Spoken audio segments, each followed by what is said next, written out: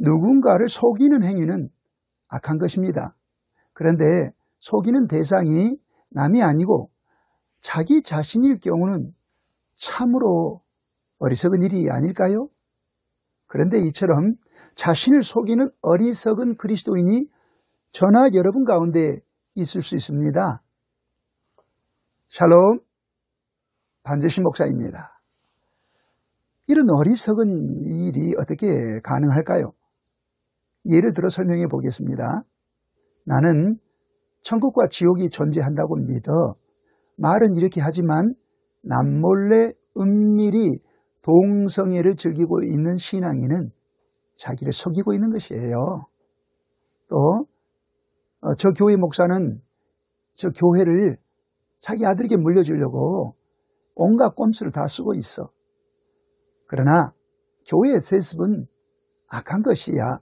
이런 악습은 개혁되어야만 해. 이렇게 교회 개혁에 대해서 목소리를 높인 그 목사가 정작 교회 헌금을 자기 주머니에 쌈짓돈처럼 그렇게 사용하면서 이것은 관례야 라고 정당화한다면 그 목사도 자기를 속이고 있는 것입니다. 나는 성경 말씀이 진리임을 믿어 이렇게 말하면서도 여자 전도사에게는 목사 안수를 줘서는 안 돼. 그것이 성경의 가르침이야. 이렇게 주장하는 신앙인이 있다면 그 사람도 자기를 속이고 있는 것일 수 있습니다. 약 2000여 년 전 고린도 교회 안에도 자기 자신을 속이는 그리스도인들이 있었습니다. 그래서 바울 사도가 이렇게 말했던 것입니다. 18절 말씀을 보시겠습니다. 아무도 자신을 속이지 말라. 자, 자기 자신을 속이는 그리스도인은 참으로 어리석은 신앙입니다. 저나 여러분이 자신을 속이는 어리석은 신앙인이 되지 않으려면 우리는 어떻게 해야 할까요? 첫째, 자신의 생각보다 기록된 성경 말씀을 더 신뢰해야 합니다. 고린도 교회는 자신의 지혜에 대해서 자부심이 대단한 신앙인들이 있었습니다. 바울 사도의 이 말이 그 사실을 잘 증명해 줍니다. 18절 중간을 보시면 너희 중에 누구든지 이 세상에서 지혜 있는 줄로 생각하거든. 자, 이렇게 되어 있습니다. 이 문장은 만일 뭐뭐한다면이라는 가정법 문장이죠. 하지만 그 뜻은 고린도 교회 일부 성도들이 정말로 자신을 지혜로운 사람으로 생각하고 있었다는 뜻입니다. 자, 그러면 그 성도들이 왜 자기 자신을 지혜로운 자로 생각했을까요? 스토아 철학 때문이었을 것입니다. 스토아 철학은 바울 사도 당시 로마 제국의 공식적인 철학이었습니다. 그래서 이 당시 로마 제국의 엘리트들은 학령기 때에 반드시 이 스토아 철학을 교양 과목으로 배워야만 했습니다. 이 스토아 철학에는 크게 세 가지의 분과가 있습니다. 자연학과, 논리학과, 그리고 윤리입니다. 그래서 이 당시 사람들은 스토아 철학에서 가르치던 윤리의 그 가르침에 따라 사는 사람들을 두고 지혜로운 사람이다, 지혜자다 이렇게 불렀습니다. 그래서 고린도 교회에서 자신을 지혜로운 사람으로 생각했던 그 사람들은 분명 성경 말씀보다 철학을 더 신뢰했던 신앙인이 분명합니다. 그처럼 성경 말씀보다 세상 철학을 더 신뢰했던 그 신앙인들을 향해서 바울 사도는 이렇게 얘기합니다. 18절 마지막 부분을 보시겠습니다. 어리석은 자가 되라. 그리하여야 지혜로운 자가 되리라. 자, 자신의 지혜에 대해서 그렇게 자부심이 대단한 신앙인들을 향해서 바울 사도는 어리석은 자가 되라. 그렇게 해야만 진정 지혜로운 자가 될 것이다. 이렇게 역설적으로 얘기를 합니다. 왜 그랬을까요? 하나님 때문에 그렇습니다. 19절 말씀을 보시겠습니다. 이 세상 지혜는 하나님께 어리석은 것이니 라고 말씀합니다. 이 세상 지혜가 하나님께 왜 어리석다는 것일까요? 이에 대해 답을 하기 위해 바울 사도는 구약 성경 구절 2개를 언급합니다. 19절 중간을 보시겠습니다. 기록된 바 하나님은 지혜 있는 자들로 하여금 자기 꾀에 빠지게 하시느니라 하였고 아멘. 자, 이 말씀은 욥기서 5장 13절을 인용한 것입니다. 이 말씀처럼 우리 하나님은 자신을 지혜로운 자로 자부하는 사람으로 하여금 자기의 꾀에 빠지도록 만드시는 분이에요. 그렇기 때문에 하나님 앞에서 자신의 지혜를 자랑하지 말라는 것입니다. 하나님 앞에서 자신이 신봉하는 철학이나 그 생각을 결코 내세우지 말라는 뜻입니다. 계속해서 20절 말씀을 보시겠습니다. 또 주께서 지혜 있는 자들의 생각을 헛것으로 아신다 하였느니라. 아멘. 자, 이 말씀은 구약 성경 시편 94편 11절을 인용한 것입니다. 지혜자들은 당연히 자기는 항상 지혜롭게 생각한다고 자부하겠죠. 하지만 하나님은 그들의 생각을 무엇으로 여기신다고요? 헛것으로 여기십니다. 고린도 교회 안에는 이처럼 헛것을 붙들고 있었던 그리스도인들이 있었습니다. 왜 그랬을까요? 그들은 하나님의 말씀보다 자기의 생각이 더 지혜롭다고 자기의 생각을 더 신뢰했기 때문에 그렇습니다. 그들은 하나님의 말씀보다 그들이 어렸을 때 배웠던 그 세상 철학, 그 스토아 철학이 더 옳다고 신뢰했기 때문에 그렇습니다. 하지만 그 모든 것은 하나님 앞에 헛것입니다. 그런데 여러분, 자신은 늘 지혜롭게 생각한다고 자부하던 고린도 교회 성도들을 향해서 바울 사도는 무엇을 근거로 권면했습니까? 기록된 성경 말씀이죠. 바울 사도 당시 기록된 성경은 구약 성경뿐이었습니다. 그러나 오늘날에는 구약은 물론 신약 성경까지 기록된 하나님의 말씀이죠. 바울 사도가 기록된 하나님의 말씀으로 고린도 교회 성도들을 권면했던 것은 곧 기록된 성경 말씀이 하나님의 말씀이요 진리의 말씀이라고 확신했기 때문에 그럴 수 있었습니다. 자, 이처럼 기록된 신약 성경, 구약 성경을 하나님의 말씀으로 진리의 말씀으로 신뢰하고 확신하는 그리스도인은 결코 자기를 속이지 않습니다. 그렇다면 여러분은 어떻습니까? 여러분은 고린도 교회 성도들과 다를까요? 예수님을 믿노라 하면서도 만일 여러분이 배웠던 철학과 신봉하는 이데올로기와 그에 따른 신념과 여러분의 지혜, 여러분의 생각을 기록된 성경 말씀보다 더 옳다고 고집하고 주장하고 따르고 있다면 여러분은 자기를 속이는 신앙인이에요. 우리가 이처럼 자신을 속이는 신앙이 되지 않으려면 우리는 자기 생각보다는 기록된 성경 말씀을 더 신뢰해야 합니다. 자신을 속이지 않으려면 우리는 또 어떻게 해야 합니까? 사람의 종이 되지 말아야 합니다. 당시 고린도 교회에는 사람에게 종 노릇하던 신앙인들이 있었습니다. 21절 말씀을 보시겠습니다. 그런즉 누구든지 사람을 자랑하지 말라. 아멘. 고린도 교회 성도 일부가 사람들을 자랑하고 있었습니다. 어떤 사람들을 자랑했을까요?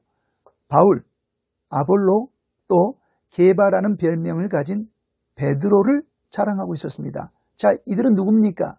당대의 유명한 목회자들이죠. 고린도 교회 성도들은 유명한 목회자들을 자랑하고 있었습니다. 사실 성도님들이 훌륭한 목회자를 자랑하는 것은 권장할 만한 좋은 일입니다. 하지만 그것도 정도껏 해야죠. 도가 지나치면 문제입니다. 고린도 교회 일부 성도들이 도를 넘었습니다. 그 사실을 잘 보여주고 있는 동사가 21절에 나오는 자랑하다라는 동사입니다. 이 자랑하다는 동사의 헬라어는 카오마이입니다. 카오마이의 뜻은 자랑하다라는 뜻도 있지만은 열광하다라는 뜻도 있습니다. 고린도 교회 일부 성도들은 바울 사도에게 열광하기도 했고요. 또 다른 성도들은 아볼로에게 열광했고요. 또 나머지 성도들은 게바 곧 베드로 사도에게 열광하고 있었습니다. 도를 지나친 것이죠. 이것이 문제입니다. 고린도 교회 일부 성도들이 훌륭한 목회자에 대해서 도를 지나쳐서 열광했던 사실을 잘 보여주고 있는 구절이 3장 4절입니다.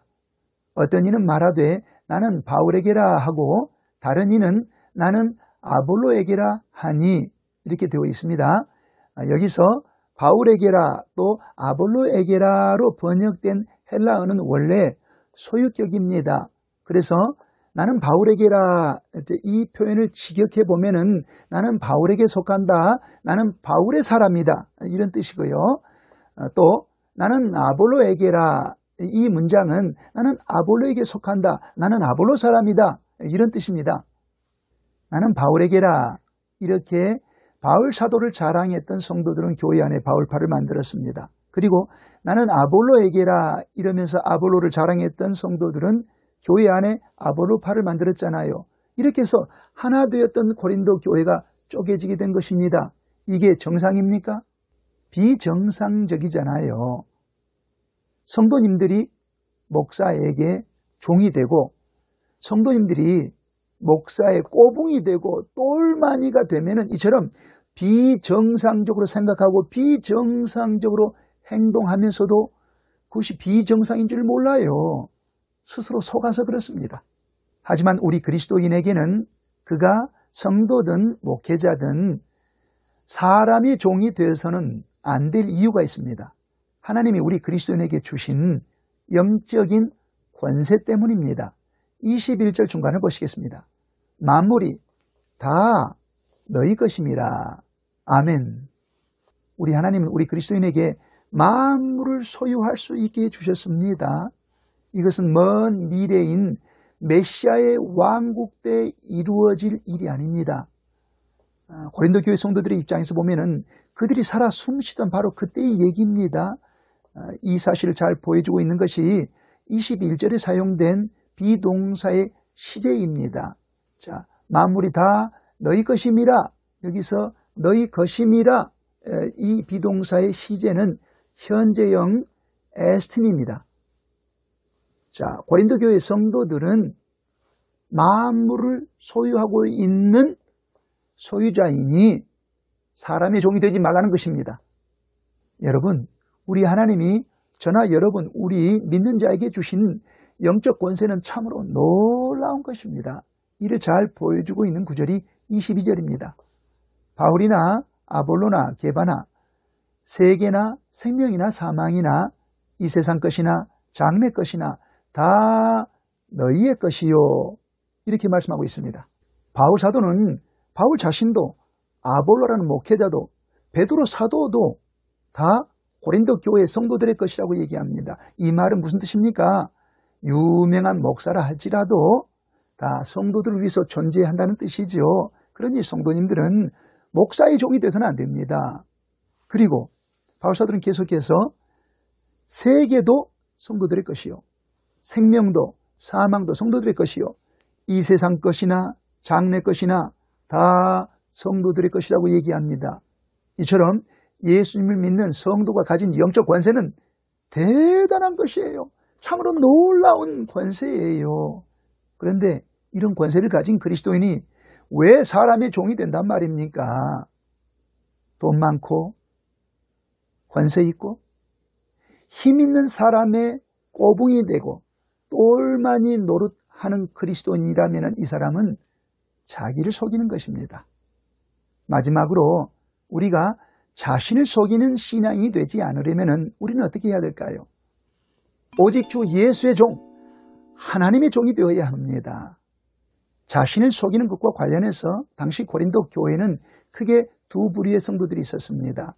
먼저 사람의 종이 되었던 그리스도인들이 있었고 또 예수님의 이름을, 하나님의 거룩한 이름을 자기를 위해서 이용하던 성도들이 있었습니다.